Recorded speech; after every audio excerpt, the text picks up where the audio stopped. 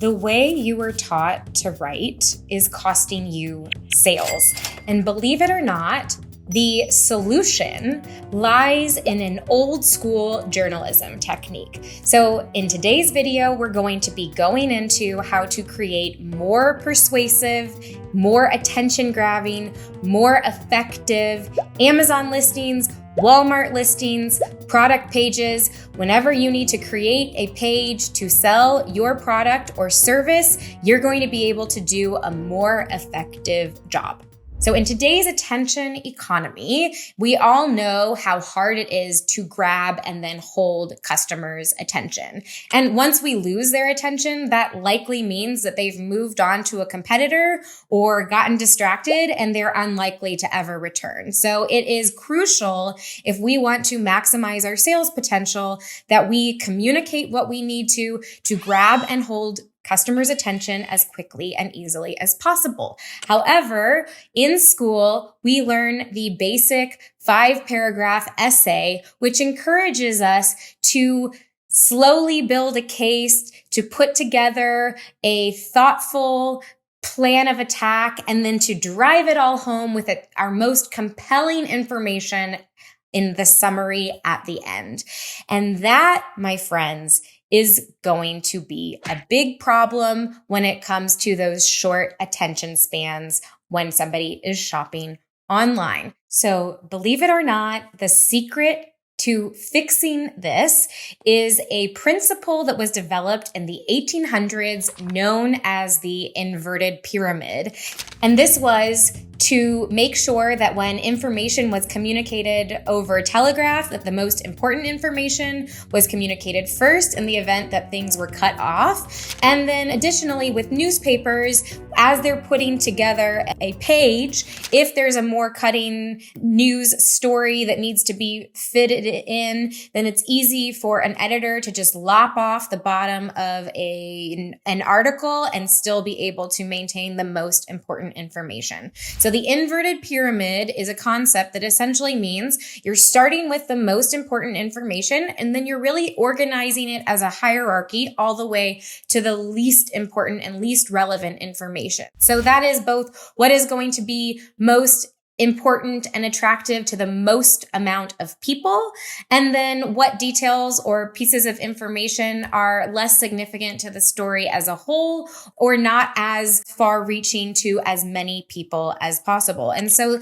how do you apply this concept when you're putting together a product page? You really want to be thinking about, okay, let's just take it as an example at the very top with your bullets of your Amazon listing or that first paragraph of your product page on a website.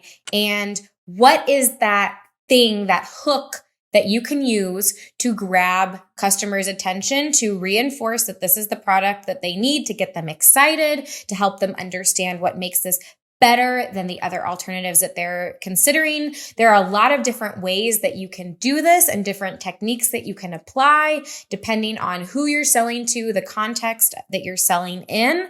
However, you really need to make sure that you're putting that most important information first. And that relates to how you actually structure the entire page, as well as how you structure each individual section, be it a paragraph or a sequence of bullets. So more people are going to read the first bullet than they are going to read the third or fourth bullet. So if you already know that to be true, then what is that most important piece of information that's going to be most compelling to the most amount of people, and putting that at the top of the bullets.